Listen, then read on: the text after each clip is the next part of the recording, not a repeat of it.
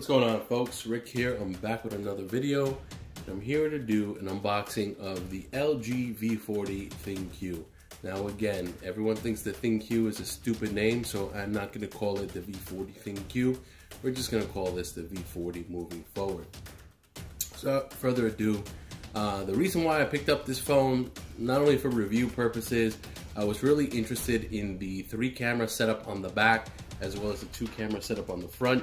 I was hearing some great things about LG in regards to implementing multiple camera setups.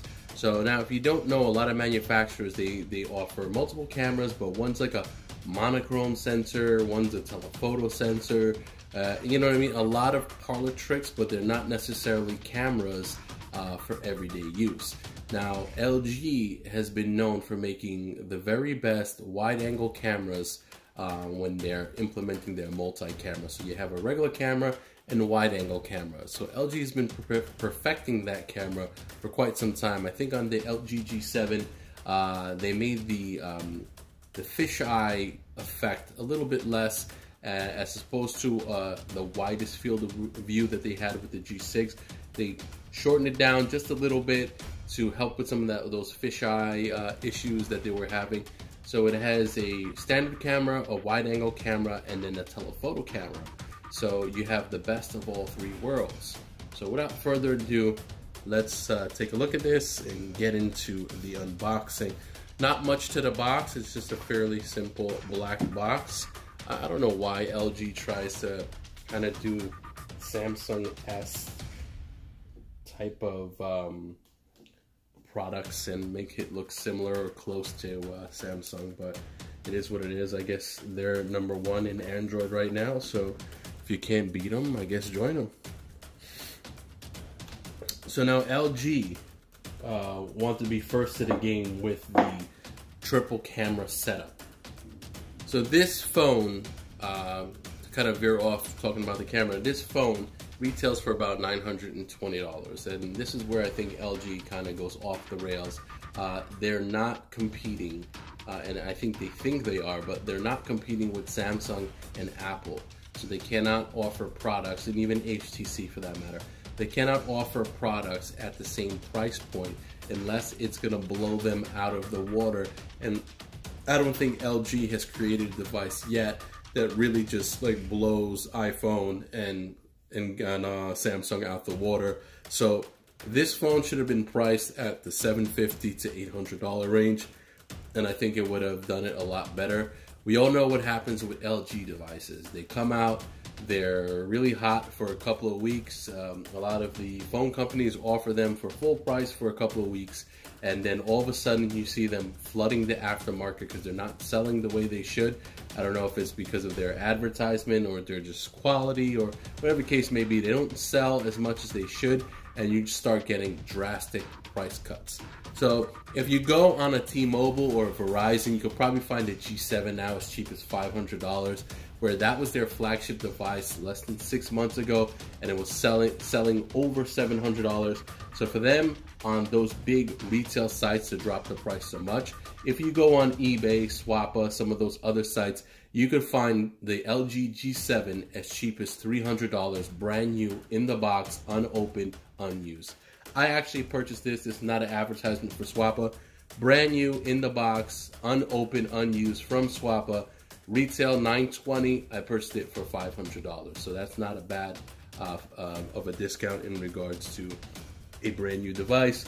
So I do recommend some of you guys heading over there if you're looking to purchase some new phones and you're willing to spend maybe like $500 out of pocket instead of spending like $20 a month or $30 a month. And you could get some new devices fairly cheap. Microfiber cleaning cloth, they usually offer this. So let's see what we have. We have 5 cameras. We have audio tune. We have a 6.4-inch AMOLED display, and you have your Google Assistant button. Now, a few things to talk about in regards to this. So obviously we know about the 5-camera setup. It does only have one mono speaker, but that speaker does offer a very loud playback as well as that boombox feature. So if you place this on a table, a surface, a box, anything hollow, it will resonate that sound and make it even louder. I did have the G7. I put that through its paces. It does actually work, and this is a fairly loud speaker. The one drawback to that is it feels a little bit too lightweight, and when you want, I don't know why a lot of old timers like me, if something feels like substantial, I'm not gonna say necessarily heavy, but substantial, you equate that with quality. And when something feels really light, you equate that with being cheap. So this is something that LG has a bit of an issue.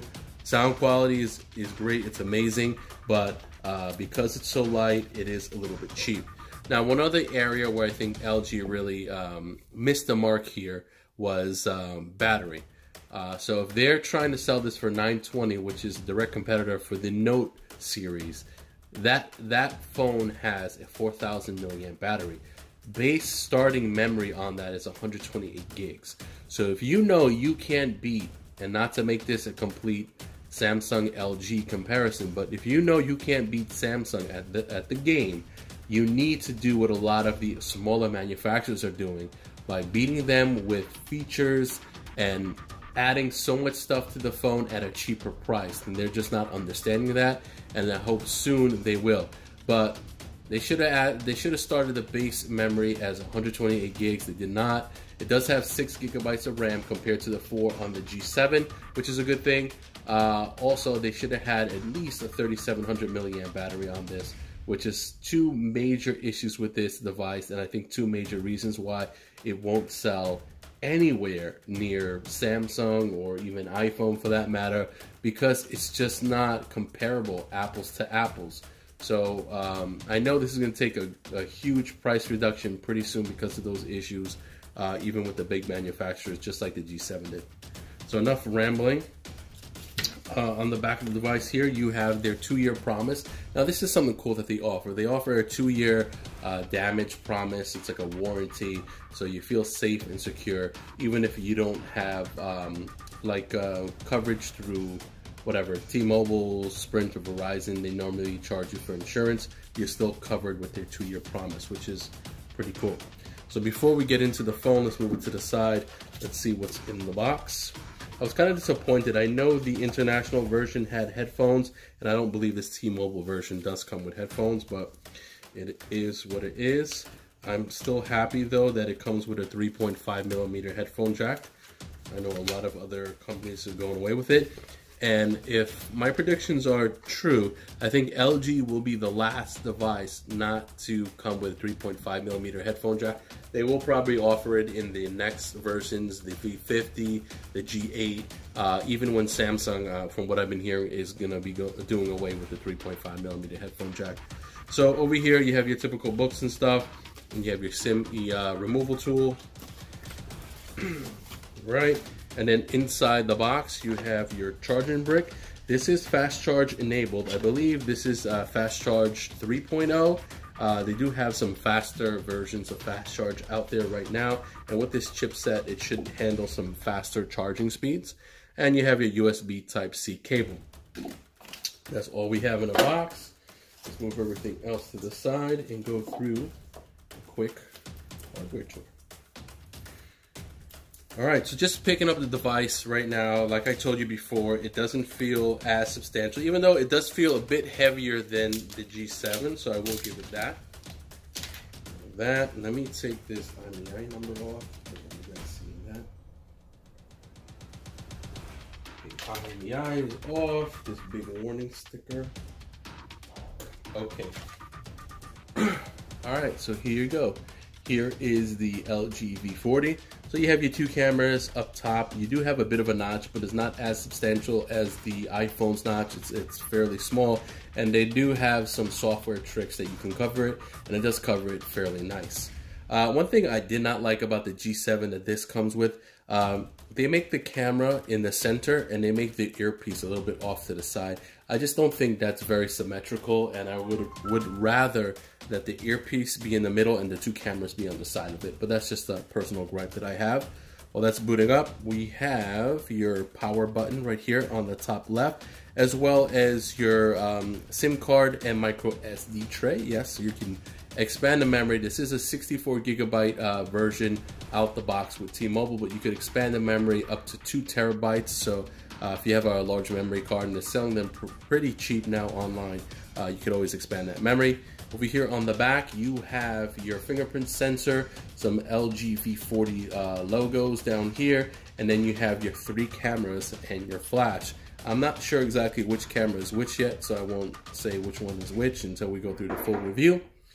On the bottom, you have your mono speaker. Again, it is really loud, and I know from watching a couple of reviews without actually testing it yet and having the G7, it is really loud, and the boombox feature does really work well. You have your USB Type-C, a microphone, and thank God you have a 3.5mm headphone jack. So personally, my personal view is I do have wireless earbuds. I just don't think the technology is ready yet to go mainstream and to have everyone not have a 3.5mm headphone jack offered on their devices. Most people still use analog 3.5mm headphone jack headphones, and walking down the street, I'll see hundreds and hundreds of people walking around with dongles now because a lot of companies just don't offer it. I just don't think manufacturers or the technology of the wireless headphones are at the point yet where people could just throw away their old school headphones. You need at least 5, 6, 7, 8, 9, 10 days of battery life off of one single charge, and I think at that point people would rather use them as opposed to wired headphones.